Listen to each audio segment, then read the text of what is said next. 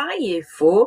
I thought it would be a really lovely idea if we were able to share a story while you guys are all sitting at home. And this will help you with your reading response books as well. So I've decided to choose a book called The Creakers by Tom Fletcher. This was recommended to me by somebody, and I'm really excited to read it because I don't know what it's going to be about. I've heard he's a very good author, but I've not read any of his books yet so far. So let's read the blurb and have an idea of what we think it's going to be about. Are you ready for an adventure? You are? Good. Imagine if one day you woke up and all the grown-ups had vanished. That's what happens to Lucy Dunstan. She's the hero of this story. She doesn't know it yet. While the rest of the children in Lucy's town are running wild, she's coming up with a plan to find out what's going on. Then, late one night, Lucy spots 4 mysterious creatures creeping around her bedroom. Grunt, gruff, scratch, and sniff. These are the Creakers, and they know exactly what's going on. Welcome to the mysterious world under your bed. Sounds very exciting. So, this is the first page, which I'm already really intrigued about. Tells me that there's going to be a really great adventure involved in this story.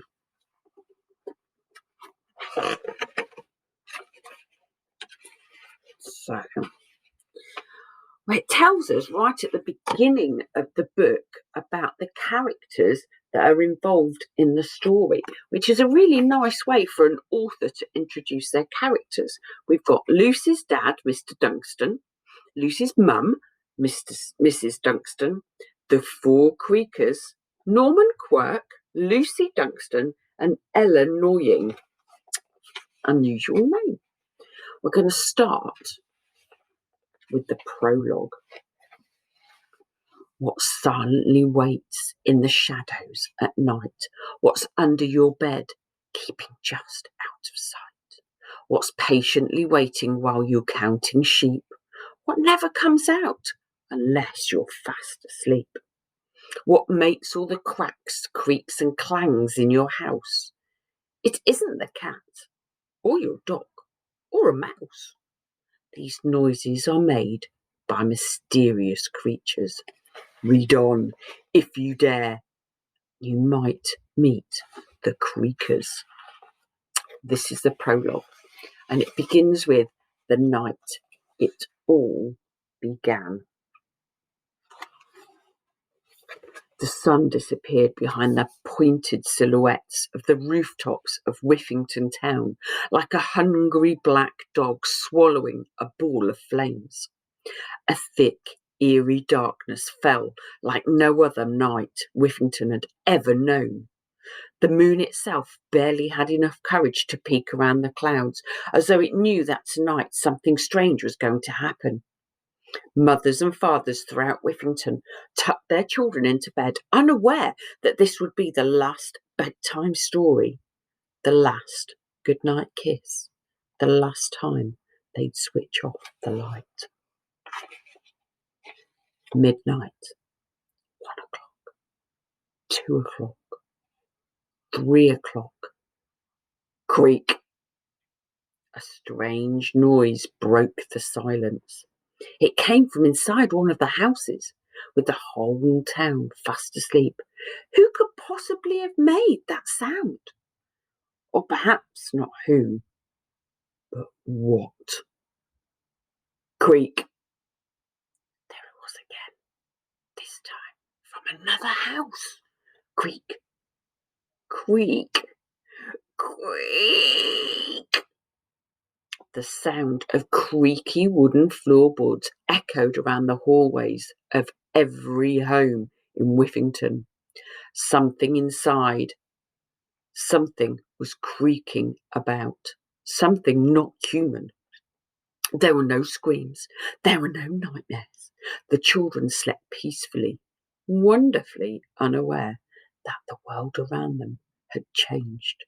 It had all happened silently, as if by some strange sort of dark magic, and they wouldn't know anything about it until they woke up the next morning on the day it all began. How exciting.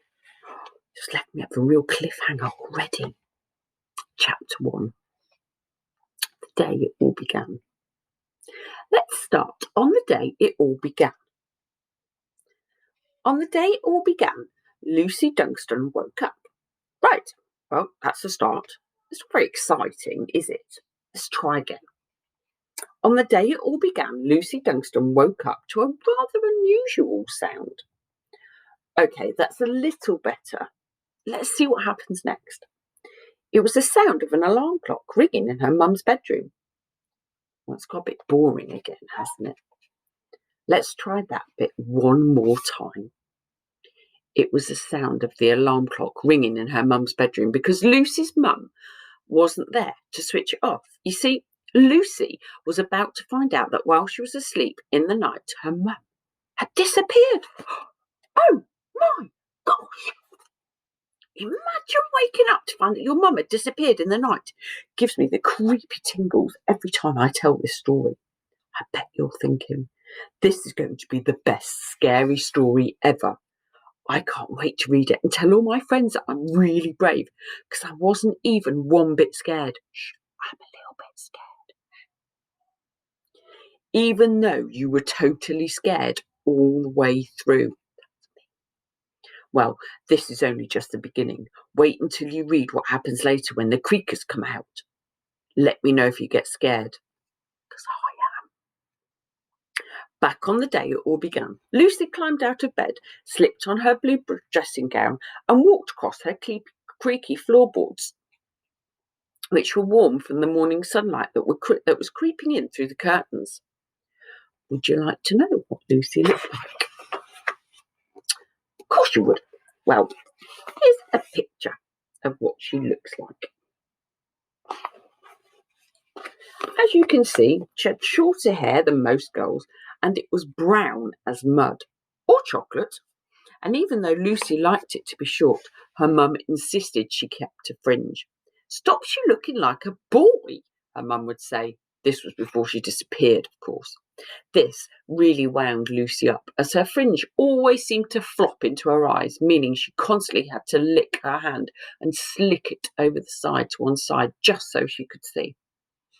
Her eyes, once the fringe was out of the way, were a greeny brown or perhaps a browny green. Either way, they were a bit green and a bit brown. You could say there was nothing particularly remarkable about Lucy at all, and it's true. She was no different from any other child in Whiffington, which is another way of saying she was quite remarkable indeed. Anyway, more about that later. Mum, Lucy called, paddling across the landing towards her mum's bedroom. But of course you already know that there was no reply, because her mum was gone. Lucy's heart started beating faster in her chest as she gently opened the bedroom door and stuck her head inside. Mrs. Dunstan's book was still on the bedside table, a bookmark poking out with her reading glasses perched on top. Her empty cocoa cup with the yellow polka dot pattern sat beside it. Her slippers were neatly positioned on the floor. It was all as it usually was, except for the piercing ringing of the alarm clock and the spooky empty bed. Lucy stopped the alarm clock and ran to check the bathroom. Empty bath. Empty shower. Empty loo. Although Lucy would have been very surprised to find her mum hiding in there. She ran downstairs. Empty kitchen. Empty living room. Empty everywhere. Mum? Mum! She called, a note of panic rising in her voice and her heart leaping like a frog in her chest. She was beginning to get an awful feeling that something terrible might have happened, and it was a feeling that Lucy already knew. You see, The really creepy thing was that this wasn't the first time it had happened to Lucy Dunstan. A few months ago, her dad had vanished too. Unbelievable, right? Lucy's mum had been devastated. Must have run off with another woman, Lucy heard one of the other mums whispering in the school playground. What a cheating, rotten man, another had said, shaking her head. But Lucy didn't think that her dad was rotten at all. She couldn't believe he would run off without saying goodbye to her, without leaving a note, without saying where he was going, without finishing the half-eaten chocolate hobnob and barely sipped cup of tea she'd found on his bedside table the next morning. So on this morning, on the day it all began, Lucy had the strangest feeling that somehow it was all connected. Something weird was going on. Lucy ran down the hallway, snatched the phone from the little wobbly table and dialed her mum's mobile number, which she knew off by heart for emergencies, like every sensible 11-year-old should. But as her mum's phone started ringing, Lucy saw it flashing on the arm of the sofa. Lucy ended the call and hung her head in defeat. Feet. Shoes! Her mum's shoes! She ran to the front door on a pair of cosy flat slip-ons with flower-shaped sparkly bits were sitting on the mat, exactly where her mum had kicked them off every night and where she'd slip back into them before leaving the house each day. Surely her mum wouldn't have left the house without her shoes, would she? So we already know a little bit about Lucy and a little bit about Lucy's mum. What I'd like you to do now is, in your reading response book, if you've got it at home, or if not, even if it's just on some paper, I'd like you to see if you can draw a picture of what you think Lucy looks like from the little description we've had and from the picture that I've shown you in the book, and see if you can annotate around that picture what we already know about Lucy. What kind of person is she? What's her personality like? Do you think she's going to be brave? Do you think she's going to be a scaredy cat? I know I would be if I woke up to find that my mum had disappeared. What do you think would be the first thing you would do if you found that your mum had disappeared? I think I'd probably go to the kitchen cupboard and eat all the chocolate biscuits, but that's me. What would you do? I can't wait to hear some of your ideas.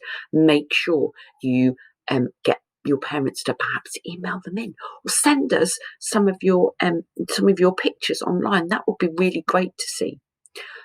What I'm going to do is upload the next part of the chapter and chapter 2 so that you can listen to a little bit of the book every single day. Good luck, and I can't wait to find